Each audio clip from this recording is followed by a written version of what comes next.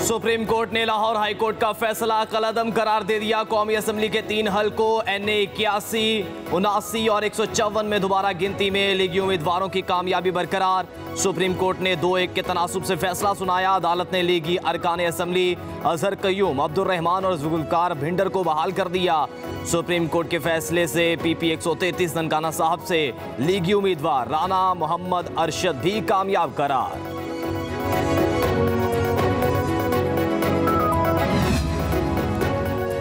कराची की एहतसाब अदालत ने नैब के LNG रेफरेंस में साबिक वज़ीर आज़म शाहिद खाकान अब्बासी, साबिक वज़ीर ख़जाना मिफ्ता इस्माइल, अब्दुल्ला खाकान अब्बासी समेत तमाम मुल्ज़मान को बरी कर दिया। नैब ने शाहिद खाकान अब्बासी के खिलाफ LNG रेफरेंस वापस ले लिया। डिप्टी प्रोसिक्यूटर ने अदालत को बताया कि नैब शाहिद खाकान अब्बासी के खिलाफ रेफरेंस वापस ले रहा है। अदालत ने नैब की रेफरेंस वापस लेने की दरख्वास्त पर फैसला सुना दिया। नैब ने इसी केस में 2019 में शाहिद खाकान अब्बासी को गिरफ्तार किया था। रेफरेंस में नैब ने कौमी खजाने को 21 अरब रुपए का नुकसान पहुंचाने का दावा किया था।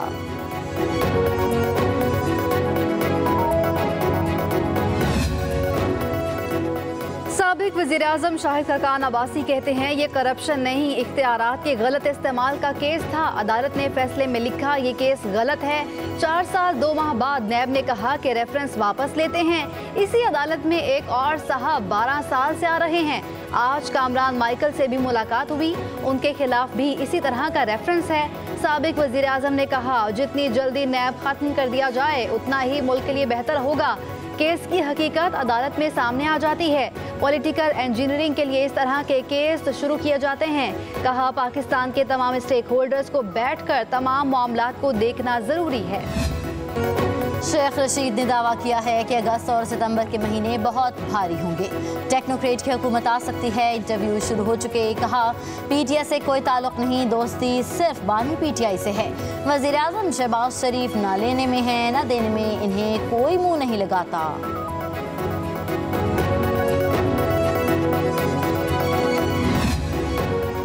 गवर्नर सिंध की तब्दीली की बास गश्त। MQM पाकिस्तान ने हुकूमत से अलहदगी की धमकी दे दी। सीनियर रहनुमा डॉक्टर फारूक सत्तार कहते हैं गवर्नर सिंध को तब्दील किया गया तो मुस्लिम लीग नून की हुकूमत से अलहदगी पर गौर होगा। इत्तेहादी हुकूमत कायम होने के वक्त यही तय हुआ था कि सिंध के गवर्नर कामरान टिसोरी ही रहेंगे। अगर एकतरफा तौर पर गवर्नर सिंध को तब्दील करने का फैसला किया तो MQM का हुकूमत में रहने का कोई जवाब नहीं होगा।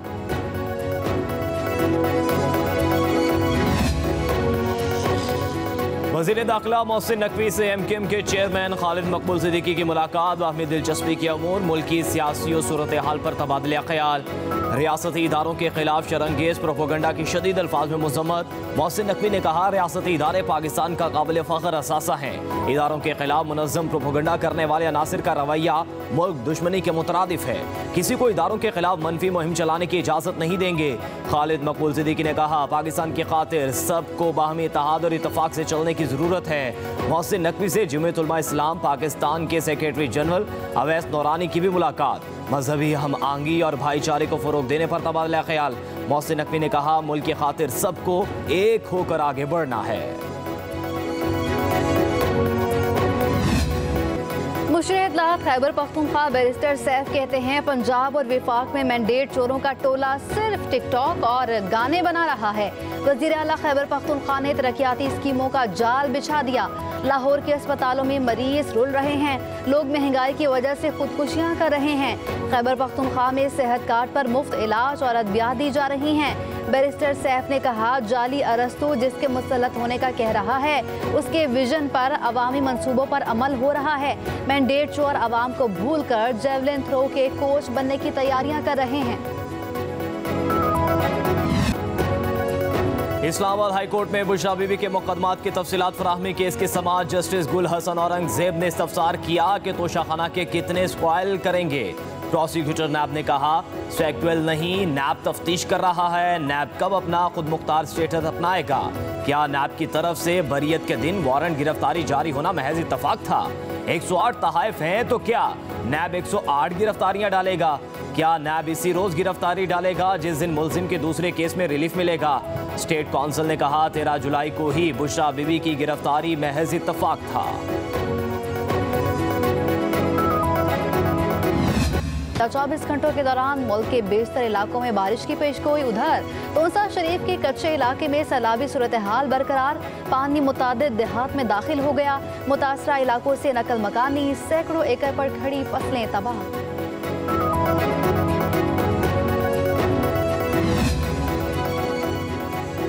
बालाकोट में शाहराह कागान को 14 दिन बाद शुमाली इलाका जात और नारान के लिए खोल दिया गया। महांडरी के मुकाम से पुल सैलाब रैले में बह जाने से वादी कागान का राबता बालाकोट से मुनक़ता था।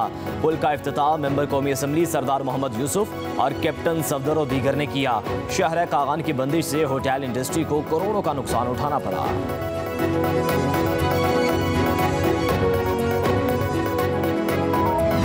बाजारों में गहमा गहमी, स्टॉल्स पर बच्चों का रश, जोशो खरोश दीदनी। कौमी परचम के रंग में रंगे मास्क, बैजेस, घड़ियां, चूड़ियां और कैप्स की खरीदारी। घरों पर झंडे लहरा दिए। झंडियां लगाने की तैयारियां आखिरी मराहिल में दाखिल।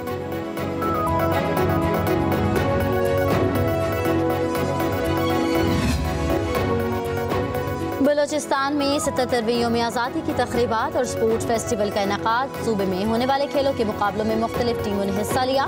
फुटबॉल के फाइनल राउंड में अफगान चमन FC ने बलोचिस्तान स्पोर्ट्स बोर्ड को 2-0 से शिकस्त दे दी।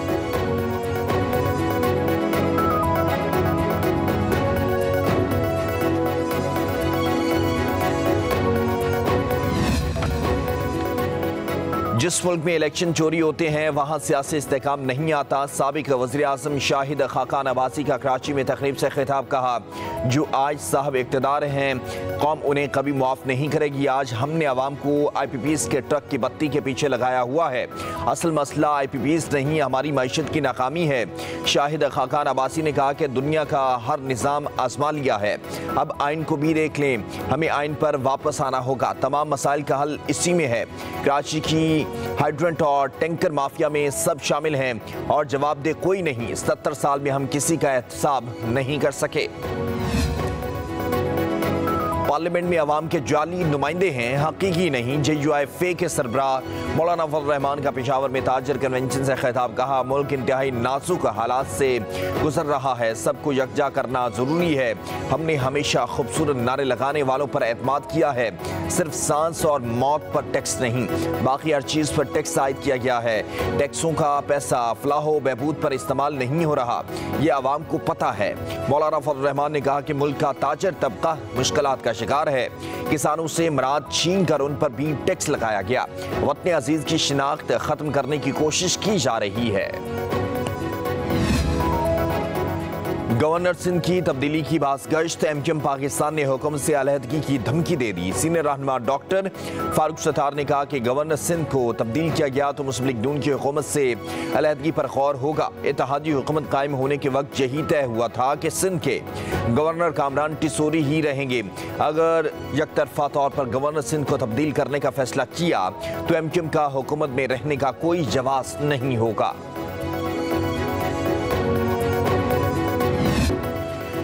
जश्न आज़ादी मनाने की तैयारियां अरूज पर, हर तरफ सब्ज हिलाली परचमों की बहार। बाजारों में गहमा गहमी, स्टॉल्स पर बच्चों का रश, जोश दीदनी। कौमी परचम के रंग में रंगे मास्क, बैजेस, घड़ियां, चूड़ियां और टोपियों की खरीदारी। घरों पर झंडे लहरा दिए गए। झंडियां लगाने की तैयारियां आखिरी मराहिल में।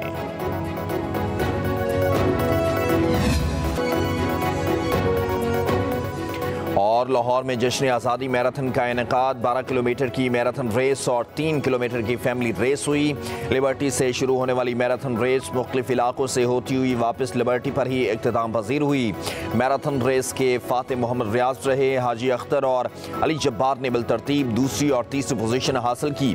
खवातीन में इरम ने पहली, ईमान ने दूसरी और खदीजा ने तीसरी पोजीशन हासिल की। फैमिली फन रेस में कशिफ सदीक पहले, मुमताज़ नियामत दूसरी और बुशरी फरमा तीसरे नंबर पर रहे। और और लाहौर में जश्न आज़ादी मैराथन का इनेकाद। 12 किलोमीटर की मैराथन रेस और 3 किलोमीटर की फैमिली रेस हुई। लिबर्टी से शुरू होने वाली मैराथन रेस मुख्तलिफ इलाकों से होती हुई वापस लिबर्टी पर ही इख्तिताम पजीर हुई। मैराथन रेस के फाते मोहम्मद रियाज रहे। हाजी अख्तर और अली जब्बार ने बिलतरतीब दूसरी और तीसरी पोजीशन हासिल की। खवातीन में इरम ने पहली, ईमान ने दूसरी और खदीजा ने तीसरी पोजीशन हासिल की। फैमिली फन रेस में कशिफ सदीक पहले, मुमताज़ नियामत दूसरी और बुशरी फरमा तीसरे नंबर पर रहे।